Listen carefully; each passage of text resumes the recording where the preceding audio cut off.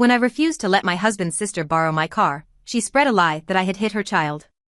Furious, my husband snapped, "Just apologize to keep the peace." Instead, I called someone. The next morning, she opened her door and nearly fainted when she saw who was standing there. I'm 41, living in Charlotte, North Carolina. Married to my husband Mark for going on 9 years. No kids, just me and him. We both work full-time and for the most part, things are okay. But the one constant problem in our marriage? His sister, Becca. Becca is the kind of person who thinks everyone owes her something. She's always asking for favors, and she never gives anything back. She borrows stuff and either breaks it or loses it, and somehow it's never her fault. She doesn't say thank you. She doesn't apologize. She just keeps taking. This all started because she wanted to borrow my car. It was a Thursday afternoon. I was at work when I got a text from Becca. "Hey. Can I borrow your car this weekend? Mine's in the shop, and the kids are driving me crazy." I told them we'd go to Carowinds. I didn't even hesitate. I said no. I need my car. I use it to get to work. I use it to run errands. And frankly, I don't trust Becca behind the wheel of anything I own. The last time I lent her something, it was my lawnmower, and she returned it with a cracked blade and no explanation. Plus, I know how she treats her own stuff. She's constantly in and out of repair shops because she drives like the road belongs to her. So I texted back, "Sorry, can't. I need it for work and can't risk it." She replied, "Ugh, okay. Worth a shot," with a laughing emoji. That was it. Or so I thought. Sunday night, I came home from the grocery store. The second I walked through the door, my phone started going off. Text after text. Missed calls. Voicemails. All from people I knew. Friends. Neighbors. Even a couple of people I barely talked to. "Hey, is everything okay with Becca's kid? Did something happen in your driveway? I can't believe she's being so calm about it." I'm standing in my kitchen, staring at my phone, trying to figure out what the hell everyone is talking about. I hadn't seen Becca or her kid in days. Finally, I called her. She picked up right away, sounding completely casual, like we were old friends just chatting. I asked her flat out, "Why is everyone asking if something happened with your kid? Did you tell people I hit him?" And she goes, "Oh, yeah, well, kinda. But it's not a big deal." I didn't want to make a whole thing of it. I was silent for a second because I honestly thought I must have misheard her. "You said what?" She laughed. Laughed. And then said, "Relax. I just mentioned you kinda bumped him with your car the other day. He's fine. Just a little bruise." I wasn't going to say anything, but people asked why he wasn't feeling good today. Let me repeat, I had not seen this child in over a week. I hadn't even left my house the same time as her family in days. But there she was, telling people I'd hit her kid with my car. I told her she needed to clear that up immediately. She just kept brushing me off. "It's not that serious. Don't make it a whole thing." I hung up and told my husband what was going on. Mark was sitting on the couch, halfway watching a football game and halfway scrolling on his phone. I explained everything. I showed him the texts. I told him exactly what Becca said. He looked at me, shrugged, and said, "Just apologize. You know how she is. Let's just keep the peace." I stared at him for a good 30 seconds, waiting for him to realize how insane he sounded. Apologize? For something I didn't do? For an accident that never happened? For a lie she made up and told half the neighborhood? Absolutely not, I said. "Babe, come on," he said. "It's Becca. She's not gonna change. Just say sorry and let her have this one. Let her have this one." That's when I knew I needed to handle this myself. Because if I left it alone, Becca would do what she always does, keep lying, keep stirring up drama, and keep getting away with it. So I made a call. I have a friend named Jenna who works for Child Protective Services. We've been friends since high school, and I trust her more than just about anyone. I didn't call her as a friend, though. I called her as someone who deals with real cases of child abuse and neglect every single day. I asked her a very simple question. If someone is telling people their kid was hit by a car but never reported it, and the kid isn't being checked out, is that something CPS looks into? She didn't even hesitate. Yes. Absolutely. Who's the kid? I told her everything. The fake story. The texts. The fact that I hadn't even been near them. The way Becca was using this lie to make me look like some careless driver who hurt her kid and didn't even apologize. Jenna said, "Okay. I'm opening a welfare check first thing in the morning." That's when I knew things were about to get real. At 9 a.m. on the dot, Becca got a visit. She wasn't expecting it. She thought this was just another little story she could tell to get some sympathy and maybe make me look bad in the process. But CPS doesn't mess around. They showed up at her door with a police officer. They asked to see her son. They asked her to explain the accident she told people about. They took notes. They took photos. They checked her house. They asked why she hadn't taken him to the hospital if he was hurt. They asked why she hadn't filed a report. They asked why no one else had witnessed anything. And Becca? Becca completely fell apart. A neighbor who lives across the street told me the whole scene. Said Becca answered the door in her robe, hair a mess, cup of coffee in hand, looking like she'd just rolled out of bed. 20 minutes later, she was red-faced, stammering, and couldn't get her story straight. And the best part? Her kid was completely fine. Not a mark on him. No bruise. No scratch. Nothing. The officer took her statement. CPS documented everything. And Becca got hit with a citation for making a false report. But that wasn't even the most satisfying part. Because once people in the neighborhood found out CPS had been called to check on Becca's kid, the stories started pouring out. Turns out, this wasn't the first lie Becca had told. Not even close. By noon that same day, my phone started lighting up again. But this time? The messages were different. Why are the police at Becca's house? I just saw CPS there. Is everything okay? Did something happen with her kid for real? It didn't take long before the whole block knew what went down. You don't get a welfare check from CPS with a police escort without people noticing. Charlotte might be a big city, but neighborhoods? Neighborhoods are small. People talk. And Becca's story started cracking. Because now, people who heard her version of events, the one where I clipped her son with my car and then coldly drove off without checking on him, were realizing none of it added up.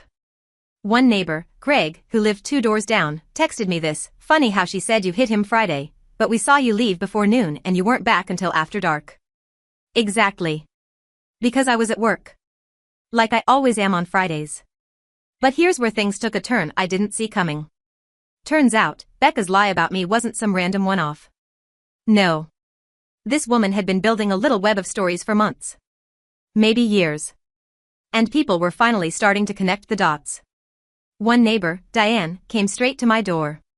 She didn't even knock, just stood there waiting for me to answer. "I don't know if you know this," she said, "but last month Becca told me you were stealing packages off porches." I blinked at her. "Excuse me?" "Yeah," Diane said.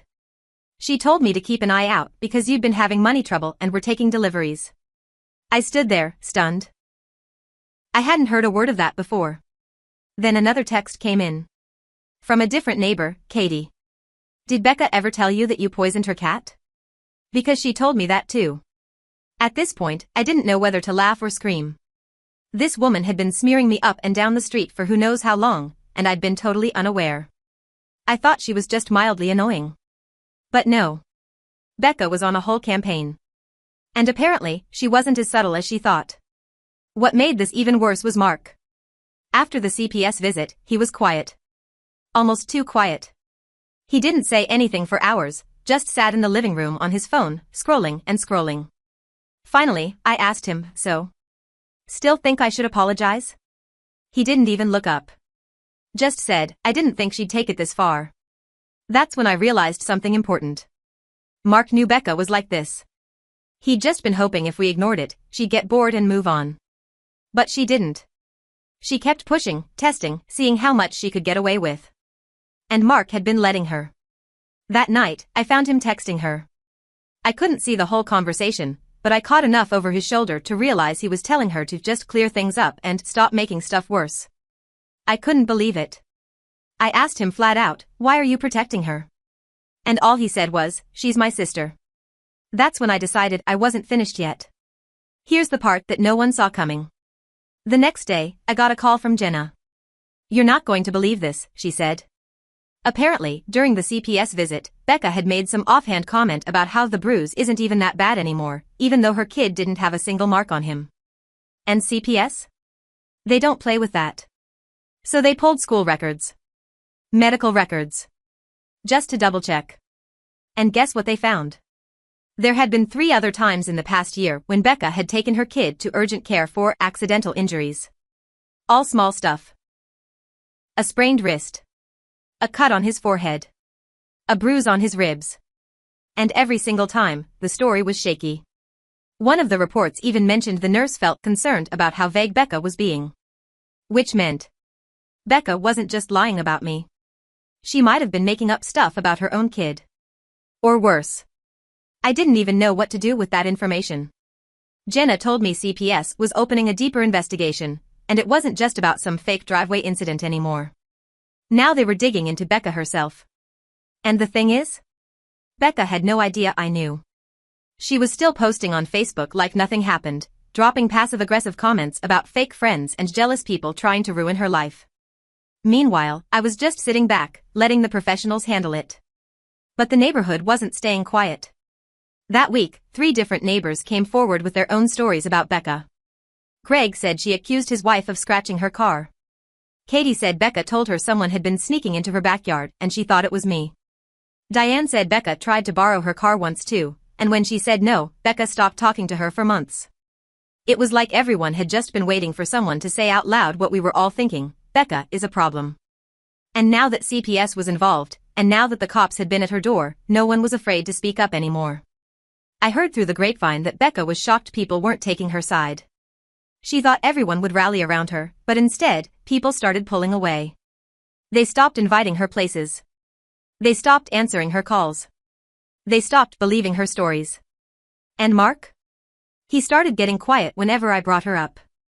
Like he knew the truth but didn't want to admit it out loud. But the thing is, I wasn't finished. Not yet. I had an idea. Something bigger. Something that would make sure Becca couldn't just crawl out of this and start all over again somewhere else. Because I found out something about her lease agreement and her landlord. And once I put 2 and 2 together, I realized I had the perfect next step. But I'll save that part for later. Want me to keep going? So at this point, Becca was on thin ice. The CPS visit rattled her. Word had spread through the neighborhood. People were backing off. She wasn't getting invited to the usual backyard cookouts or the group chats about block parties anymore. But Becca? She's not the type to just take the L and move on. No. Instead, she doubled down. 3 days after the CPS visit, I woke up to another wave of texts, this time from Mark's family. His mom. His aunt. Even his cousin from Asheville who I barely know. All of them blowing up my phone, asking the same thing. What's going on with Becca? Why did you call CPS on her? She said you're trying to get her kid taken away. And just like that, Becca had changed the narrative. Now she was telling family that I had called CPS out of spite. That I was jealous of her being a mom. That I was trying to ruin her life because I don't have kids of my own. I was speechless. This woman went from lying about me hitting her kid to telling the entire family that I was out here running some kind of personal vendetta to have her child removed from her home. And Mark? Once again, useless. I mean, I get why she'd be upset, he said. I swear I thought I was being punked. You get why she'd be upset. She's dragging my name through the dirt with your entire family. She's lying again. Are you seriously defending her? He didn't answer. At that moment, I realized my husband might love me, but when it came to Becca, he was spineless. The next twist hit me like a brick. That Friday, I came home from work to find a note taped to our front door. It was folded over, and all it said on the outside was, "Thought you should know." Inside was a printout. Not handwritten. A full printout of a long, nasty Facebook post from a private neighborhood group I wasn't even part of. Guess who wrote it? Becca.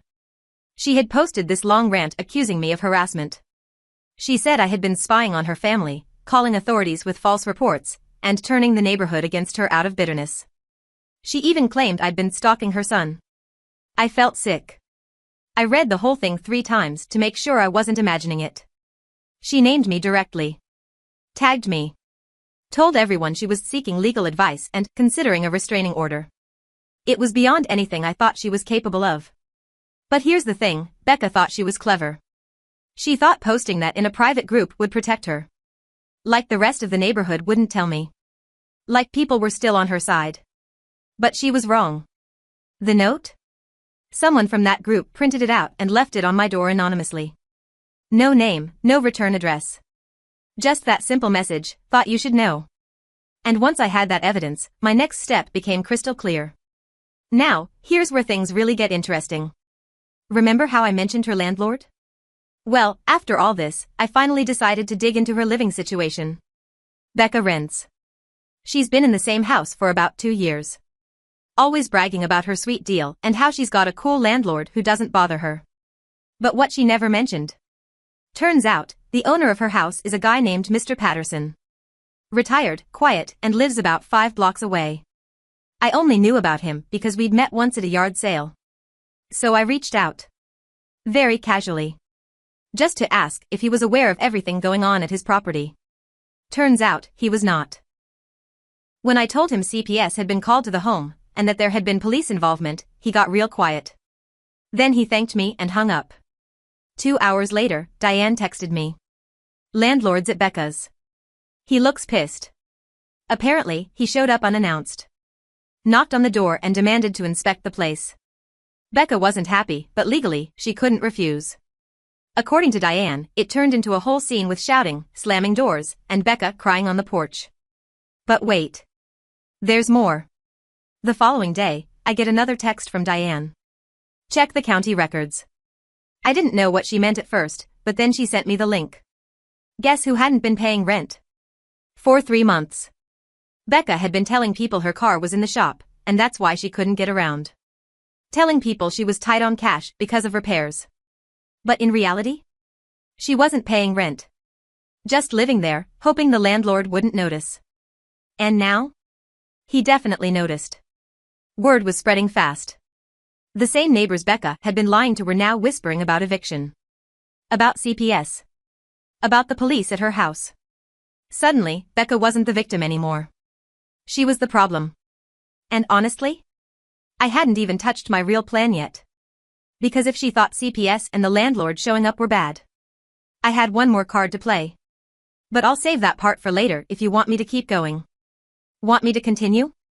At this point, Becca had burned every bridge in the neighborhood. People stopped replying to her texts. She wasn't getting invited anywhere. Even the friendlier neighbors were keeping their distance. Mark was barely talking. CPS was still investigating her, and her landlord was circling like a shark. And then, the final straw. A week after her public Facebook smear campaign against me, the HOA announced a monthly neighborhood meeting. Normally, 5 people show up to those. This time? The room was packed. And Becca was there. She came in late, wearing sunglasses indoors like she was hiding from paparazzi, dragging her kid along like a prop. Sat in the back corner, arms crossed, glaring daggers straight through me. I didn't go there planning to say anything. I really didn't. But the second the meeting opened up for community concerns, Diane, bless her heart, raised her hand. Yeah. Actually, I think we need to address the false rumors being spread about neighbors. Because it's gotten out of hand. You could feel the air leave the room. All eyes went to me. Then to Becca. I wasn't going to speak up. I swear I wasn't. But then Becca laughed. Laughed. Loud enough for the whole room to hear. That was it. I stood up. I didn't yell. I didn't cry. I just laid it out. I just want to clear the record, I said. I never hit anyone with my car. I never poisoned anyone's cat. I never stole a single thing off anyone's porch. And I've had enough of the lies. The room was dead silent. I looked straight at Becca. If you want to accuse me of something, Becca, do it to my face. Right now. In front of everyone. Becca smirked. Maybe I would if it wasn't true. I nodded. All right. So then explain to everyone why CPS found nothing. Explain why your kid didn't have a scratch on him. Explain why you told half the block I'm a thief, but no one ever saw me take anything. Explain why your landlord is at your house every other day now. That wiped the smile off her face. But it wasn't me who finished her off. Nope. That honor went to Greg. From his seat near the front, Greg piped up loud and clear, "Hey, Becca? Didn't you say we dented your car last month? But we were out of town that whole week." Then Diane. "And didn't you say Katie was sneaking in your yard?" "Katie, she told me you poisoned her cat." It was like popcorn going off. One by one, people started sharing the lies Becca had told them. All different. All pointing fingers at different people. All ridiculous. Becca's face went pale. Then red. Then pale again. She stood up. Grabbed her kid by the arm. "You're all just jealous," she snapped. "Pathetic." And she stormed out. Right there. In front of everyone. Slammed the door so hard the windows rattled. Nobody spoke for a few seconds after the door slammed. Then Diane said, "Well, I guess that's that." And just like that, the tension broke. People were shaking their heads, whispering, looking around like we'd all just witnessed the end of some bad movie. Mark didn't say a word the whole meeting. But in the car on the way home, he finally spoke. And what did he say? "Maybe we should check on her. She's probably embarrassed." I almost laughed. After all of that, his first thought was still about protecting her feelings. I didn't even answer him. Just stared out the window the rest of the ride. When we got home, he went straight to the bedroom. I heard him shut the door. I stayed in the kitchen, replaying everything in my head. Here's the thing no one tells you about standing up for yourself against someone like Becca: you think it's going to feel good. And yeah, part of it does. Finally getting the truth out there. Watching her face when her web of lies unraveled in public. Having the whole neighborhood see her for what she really is. But there's another part that doesn't feel good at all. The part where you realize someone in your own family was willing to destroy your name over nothing. Just because you wouldn't give them what they wanted. Just because you said no. The part where you realize your husband, the person who's supposed to have your back, never really stood up for you. Not once. Even as his sister dragged me through the mud, he just kept sitting there, telling me to keep the peace. And the worst part? I don't even think Becca thinks she did anything wrong. I think, in her mind, she's the victim of this whole thing. Like we all ganged up on her for no reason. Over the next few days, neighbors kept stopping me on the street. "Glad you spoke up. Sorry we didn't say anything sooner. We've all been dealing with her." And you know what? That part felt good.